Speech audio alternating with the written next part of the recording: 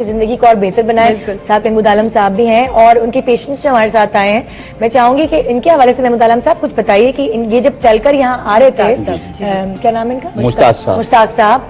तो बहुत मुश्किल से चलकर यहाँ, मुश्ताक साहब से ही पूछिए। जी मुश्ताक साहब, क्या प्रॉब्लम है आपको? क्या आपको चलने में थोड़ी डिफिकल्टी हो रही है?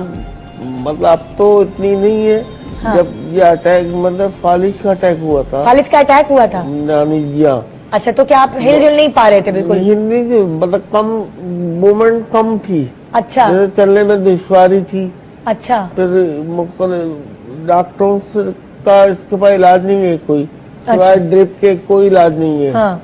तो फिर हम हकीकत में गया, मैं वहाँ पर नहीं था कुछ इलाज, दवाई खाता रहा। फिर एक महमूद साहब को किसी ने पता बताया। हाँ। इनके पास गया। हाँ। तो उन्होंने देखी करी, तो मैं तकरीबन जाता रहा 12-13 मरतबा। हाँ। तो इस काबिल हुआ कि मैं आराम अपने काम जरूरी कर पाए वो कर लेता हूँ, चल पाए। पहले आप बेड में कम मूवमेंट थी, कम थी। हाँ, मूवमेंट। जी हाँ। अब मैं अपने आराम से की नमाज पढ़ने या दफ्तर चले आता हूँ, तो काम कर लेता हूँ अपने के साथ। अच्छा, अपने जरूरियात के काम आप खुद कर लेते हैं। तो आपको कैसा फील हो रहा है कि कितने अरसे बाद आप उठे हैं और खुद कर पा रहे हैं चीजें? बहुत अच्छा लग रहा है, यानी कि किसी का मोहताजगी तो नहीं है ना किसी की। हाँ। थोड़ा स्लो है मोमेंट, कम, लेकिन इन्होंने कहा कि जैसे जैसे आप तो करते रहेंगे तो मूवमेंट बहाल हो जाएगी।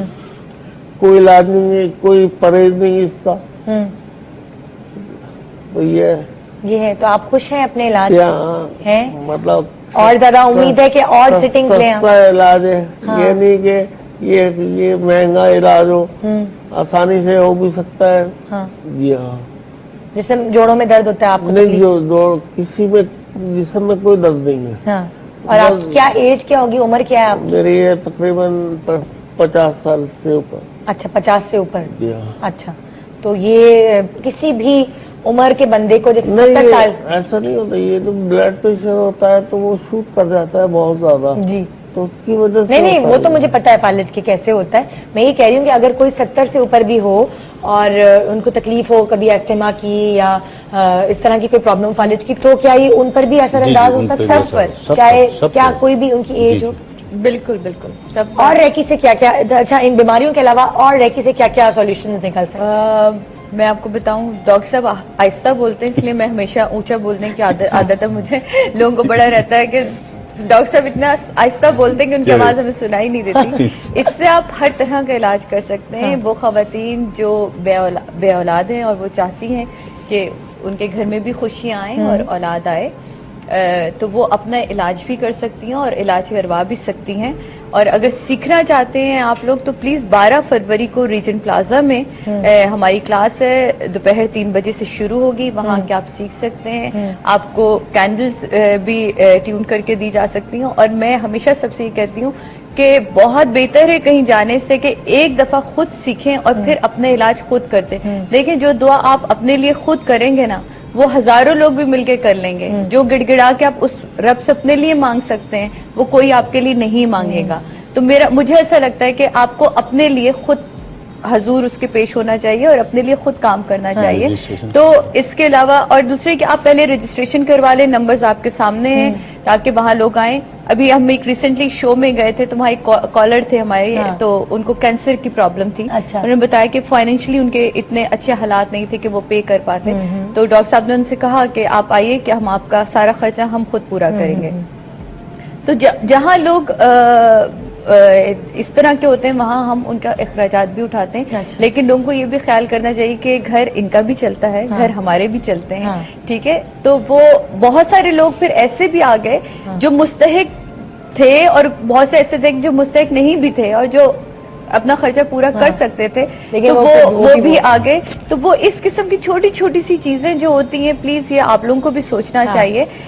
बात शुरू यहाँ से हुई थी कि इसमें और कौन कौन से इलाज हो सकते हैं। इसमें हम जाते पहले कॉलर हैं, देखते हैं क्या आपसे बात करना चाहते हैं, जो उनसे बात करते हैं। अस्सलाम वालेकुम, गुड मॉर्निंग पाकिस्तान। आप बहुत अच्छा प्रोग्राम कर रही हैं, अल्लाह थैंक यू। बहुत शुक्रिया आपका, बहुत मैं इतनी परेशान हूँ। पिछली दफा भी प्रोग्राम देखा था तो इनका नंबर ही नहीं, इंगेज मतलब बहुत ट्राई किया मैंने। हाँ। तो मैं ये पूछना चाह रही हूँ कि रजिस्ट्रेशन नंबर भी इंगेज जब मिल रहा है तो उसका क्या किया जाए। मेरे शौहर को डिप्रेशन है 98 से, डायरेक्ट उसकी वजह से इनकी इतनी अच्छी जॉब चलेगी और आजकल हम लोग बहुत परेशान हैं। तबीयत उनकी सही नहीं थी, बहुत एक्सपर्ट्स मैंने इनको साइकोलॉजिस्ट को दिखाया लेकिन कोई फायदा नहीं, सिर्फ दवाई खाना और बहुत महंगी दवाई है। हाँ। जो अफोर्ड करना भी बहुत मुश्किल है। ठीक है, आप बताइए रजिस्ट्रेशन अपना नंबर अगर ये आप लोगों को भी लिखवा दें तो हम खुद डायरेक्ट कॉल इनसे बात कर लेते हैं। बिल्कुल, अपना नंबर आप हमें लिखवा दें तो डायरेक्ट कॉल कर लेंगे।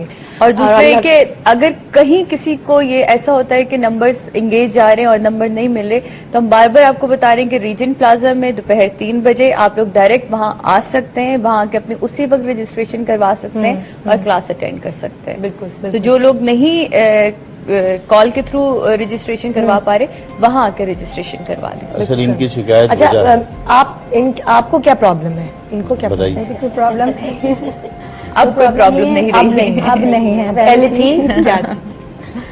जो कॉलर था मेरा तो वो कोई चल नहीं रहा था, इतना कोई ज़्यादा रिस्पांस नहीं मिल रहा था। सर को देखा टीवी पे तो इनकी क्लास ली तो समझ में आए कोई चीज़ है, फिर उनसे कैंडल चार्ज करवाई, वो चलाई, उससे बहुत ज़्यादा फर्क पड़ा। अच्छा। और क्रीम्स जो होती हैं पॉलर्स की, उसकी हीलिंग देकर उसको जब हम फेशियल या मेकअप या कोई ब्राइट बनाएंगे उसका रिजल्ट बहुत अच्छा। हाँ, बहुत पसंद करा लोगों ने। अच्छा। तो इनकी दुआ से माशाल्लाह से बहुत अच्छा चल रहा है। बहुत अच्छी चीज़ है, सबको मैं कहूँगी कि आपने भी सीखी रेकी और सीखी है। टीवी पे देख के बहुत इंस्पायर हुई थी। हाँ। जाके रजिस्ट्रेशन कराई, फिर हम रीजन प्लाजा में गए थे। हाँ। दोनों जाके फिर हम जाके सीखे। मतलब कि मुझे ये होता है कि क्या इस चीज से जिंदगी में कुछ सुकून मिलता है, सुकून खुशी मिलती है। बिल्कुल। पता ना, आपको बताऊं, सॉरी, मेरे अंदर इतना गुस्सा था मैं किसी बर्दाश्त नहीं कर सकती। हाँ, सबसे ज्यादा बहू की खिंचाई होती होगी। नहीं, बहू अल्हम्दुलिल्लाह बहुत अच्छी है। अच्छा, तो गुस्सा तो था ना। फिर नहीं, मेरे अपने घरेलू थोड़े बहन भाइयों के साथ तो हाँ। मेरे अंदर एक अना थी। हाँ। लेकिन मैं खुद जाके उनसे माफी मांगी। मतलब आपके अंदर इतनी पॉजिटिविटी आ गई इससे। ये चेंज आई, वरना मुझे कोई झुका नहीं सकता था। हाँ। वाह, रेकी ने आपको झुका दिया। इतना था कि अगर कोई शख्स मुझे कुछ कह दे तो जब तक उसके घर नहीं जाऊं मुझे सुकून नहीं मिलता था। हाँ। लेकिन आज जो है मैं अपनी गलती तस्लीम कर रही हूँ और मैं जाके माफी। चलिए, यही एक सबसे बड़ी बीमारी बहुत तनखाने के सबसे अंदर यही बड़ी है। बीमारी है जो आप अपनी अना को मारते हैं। बिल्कुल जी। और वो भी यही कहता है कि अपने आप को झुका दो। हाँ, हमेशा हकीकत। उसके बाद मुझे इतना सुकून है, इतना सुकून है कि बता नहीं सकती। मुझे नींद भी आती है और मैं बड़े सुकून चलिए से हूँ। कॉलर से बात करते जी। अस्सलाम वालेकुम, गुड मॉर्निंग पाकिस्तान। वालेकुम अस्सलाम। मिसेस वसीम, क्या कहना चाहेंगे आप? जी, मुझे असल में रेकी के मेरे बहुत क्लोज रिलेटिव्स हैं जो इसकी प्रैक्टिस कर रहे हैं। जी। लेकिन मैं सिर्फ एक वजह से, मतलब मेरे दिमाग में क्वेश्चन है जो मैं करना चाह रही हूँ। बिल्कुल, जरूर कीजिए। मुझे सिर्फ इनसे ये पूछना है कि रेकी की इब्तिदा कहाँ से हुई और ये मतलब इसको जो एनर्जी शिफ्ट हो रही है, और मैंने ये सुना है कि रेकी की एनर्जी उस्ताद दर उस्ताद शिफ्ट की जाती है और हम उससे मतलब दूसरों का ट्रीटमेंट करते हैं। तो ये सबसे पहले ये एनर्जी जिसने गेन की और जिसने ये चीज आगे शिफ्ट की, मतलब आप हिस्ट्री पूछना चाह रहे हैं? जी, नहीं, इसकी इब्तिदा वही हिस्ट्री हुई ना। देखिए, इसकी इब्तिदा जो है जापान के एक मिका यूसुई थे, एक यूनिवर्सिटी के चांसलर थे। अच्छा। तो वो अपने यूनिवर्सिटी में क्लास दे रहे थे। अच्छा। तो वहां से एक साहब ने खड़े होकर कहा कि जिस तरह पैगंबर और पुराने जमाने के लोग हाथ रखते थे तो लोग शफेयाब हो जाते, तो इस जमाने के लोग क्यों नहीं? तो वो जवाब देने से कासिर रहे।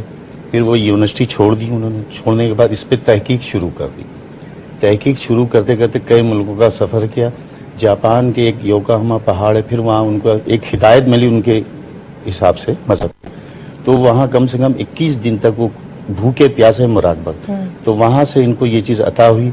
जब वो उतर रहे थे पहाड़ से, जाने लगे, तो एक साहब देखे, कहने लगे तो भूखे हैं, इनको खाना। तो वो घर में बुला के बिठाए।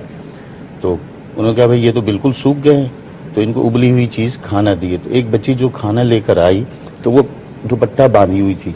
तो आपने फरमाया इसको क्या है? उन्होंने कहा इसके दांत में दर्द जा नहीं रहा। तो उस बच्ची को बिठाने दोनों हाथ अपने हाथों से उसकी गाल पे रखा, तो उसका उस वक्त दर्द खत्म हो गया। अच्छा, तब से ये शुरू हाँ, उसके बाद खुद भी उतर रहे थे तो घुटने में अंगूठे में चोट लग गई तो खून निकलने लगा, तो वो अपने घुटने अंगूठे में हाथ रखा तो खून बन गया। अच्छा, क्या बहुत सारे लोग इस चीज को डिनाई करते हैं? सादिया, तुम्हें मिलते हैं लोग कि क्या है सादिया, क्या ये बाकी नहीं, लोग देखो जानना चाहते हैं, क्यूरियोसिटी तो सबके अंदर होती है ना। मुझसे भी कोई आके कहेगा कि ये चीज है ऐसे कर लो, तो मैं उससे पहले जानना चाहूंगी। तो मेरा ख्याल है कि अगर मैंने रेकी सीखी और तुम मेरे पे फर्ज है कि मैं पहले लोगों के जो क्वेश्चंस है ना उनको क्लियर करूं, उनका जवाब दूं। ये ना मैं कहूँगी जी करके देखो तो तुम्हें पता चलेगा। नहीं, मैं पहले उनके माइंड को क्लियर करती हूँ, उनको बताती हूँ कि ये बेसिकली है क्या। जैसे कि अभी डॉक्टर साहब ने बताया कि ये जापान से इसका स्टार्ट हुआ था और ये वहां से चली है ये चीज। और ये बिल्कुल सही, जैसे कि इन्होंने कहा कि ये उस्ताद दर उस्ताद होती है। ये रेकी के भी 3 लेवल होते हैं। इस तरह नहीं होता कि मैंने फर्स्ट लेवल पे सीखा और उसके बाद मैं मास्टर बन गई। नहीं, मैं मास्टर नहीं बन सकती। मास्टर ये हैं, उसके 3 लेवल जब तक आप कर लेते हैं तो अब जाके मास्टर बनते हैं और फिर आप किसी और को ट्यून कर सकते हैं। आप रेकी ट्रांसफर कर सकते हैं ताकि वो आगे करे इसको। तो बिल्कुल इसी तरह आपने सही सुना कि मास्टर से ही ये चीज आगे जाती है। लेकिन जो चीज मैं आपको क्लियर करना चाहूंगी वो ये है कि देखें, शक और शुबहात तो आप अगर किसी भी जात पे रख लेंगे तो वहाँ चीजें खराब होना ही शुरू हो जाती हैं। पॉजिटिविटी के साथ किसी भी चीज के ऊपर अमल किया जाए, किसी भी चीज, बिकॉज ये इसमें वाही चीज है जो आपके अपने ही हाथ से अपनी ही एनर्जी आप दे रहे होते हैं। तो मुझे नहीं लगता कि इसमें कहीं भी नेगेटिविटी होती है, बल्कि जितनी भी नेगेटिविटी है उसको ये दूर करता है। हिस्ट्री आपने जान ली है और इसके अलावा मजीद आप जानना चाहें तो डॉक्टर साहब के अपने हाथ की लिखी हुई किताब है। आप आइएगा 12 तारीख को, आपको वहाँ वो किताब भी मिल जाएगी और आप मजीद उसमें जान सकेंगे। और ये वाहिद रेकी मास्टर हैं जिन्होंने किताब उर्दू में भी लिखी और इंग्लिश में भी लिखी है ताकि लोग जान सकें। अच्छा जी, ब्रेक पे जा रहे हैं। ब्रेक पे जाने से पहले आपको बता दूं कि हमारी नेक्स्ट मंथ एनिवर्सरी है, प्रोग्राम को 1 साल हो जाएगा और मैं चाहती हूँ कि आप हों उसमें मेरे साथ। तो अगर आप चाहती हैं कि आप मेरे साथ पूरा दिन स्पेंड करें तो आप हमें 5 बजे तक, आज से लेकर ऑनवर्ड्स 5 बजे तक आप हमें कॉल कर सकती हैं, शाम 5 बजे तक, और रजिस्टर करा सकती हैं अपने आप को ताकि आप मेरे साथ एक पूरा दिन गुजार सकें। गुड मॉर्निंग पाकिस्तान, ब्रेक के बाद।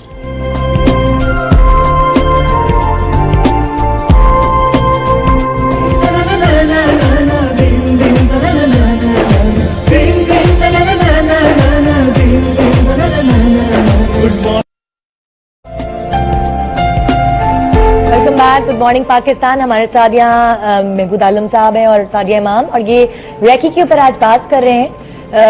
मैंने ब्रेक के दौरान थोड़ा सा सादिया से कहा कि अगर थोड़ा सा फर्स्ट लेवल रेकी का जरा सा एक आइडिया दिया जाए कि किस तरह सीखा जाए, तो बता सकेंगे क्या आप? देखो, ये कोई ऐसी किताब नहीं कि जिसका आपने पहला पन्ना खोला और उसके बाद आपने पढ़ लिया। ये पूरा एक प्रोसीजर है जिसके साथ ये होता है। तो वो आपको मास्टर ही आपको ट्यून करता है फर्स्ट लेवल के लिए, और उसी के लिए ही हमने 12 तारीख को ये कॉन्फ्रेंस रखी है कि वहाँ आए और वहाँ के आप लोग सीखिए। वहाँ लेक्चर्स भी होंगे ताकि आपको डिटेल में ये सारी चीजें पता चलें। हाँ, छोटी छोटी सी जो चीजों की टिप्स हैं वो हम जरूर आपको यहाँ दे सकते हैं। जैसे कि अभी उन्होंने बोला था कि उनको एंजाइटी का प्रॉब्लम है या कुछ लोग फोकस नहीं कर पाते अपने काम को, और फिर देखें एक्चुअली फोकस ना ही करना ही सबसे बड़ा डिप्रेशन है। हम जब चीजों को फोकस नहीं करते तो हम डिप्रेशन में आ जाते हैं। तो आपने फोकस कैसे करना है, एक एक चीज मैं हमेशा हर एक को कहती हूँ। जब मेरे पास लोग मोमबत्तियां लेकर आते हैं कि जी इसको चार्ज कर दें या ये कर दें, तो मैं हमेशा कहती हूँ पर्ची पे एक दुआ लिखो, एक चीज लिखो। 10 चीजें लिख देंगे, मेरा घर भी हो जाए, इस साल मेरी बेटी की शादी भी हो जाए, इस साल मेरा ये भी हो जाए, इस साल मैं कहती हूँ देखिए मैं इन सब के लिए भी कर दूंगी, लेकिन फोकस अगर आपने एक चीज अगर माइंड में सोच ली ना कि इस साल आपको क्या चाहिए।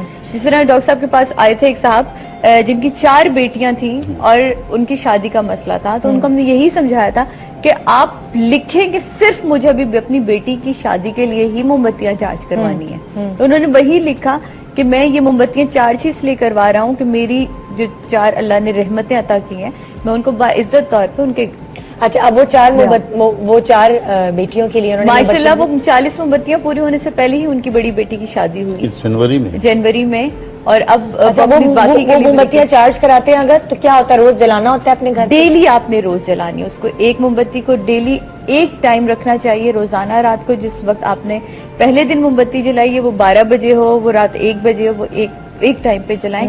वो मोमबत्ती इसलिए होती है कि देखिए एक नॉर्मल मोमबत्ती है, वो कितनी देर तक जलेगी। आपके घर में लोड शेडिंग जाती है तो वो मोमबत्ती आपकी 1 घंटा 2 घंटा या 3 घंटा चलती है। लेकिन अगर आपके घर में नेगेटिविटी है, किसी ने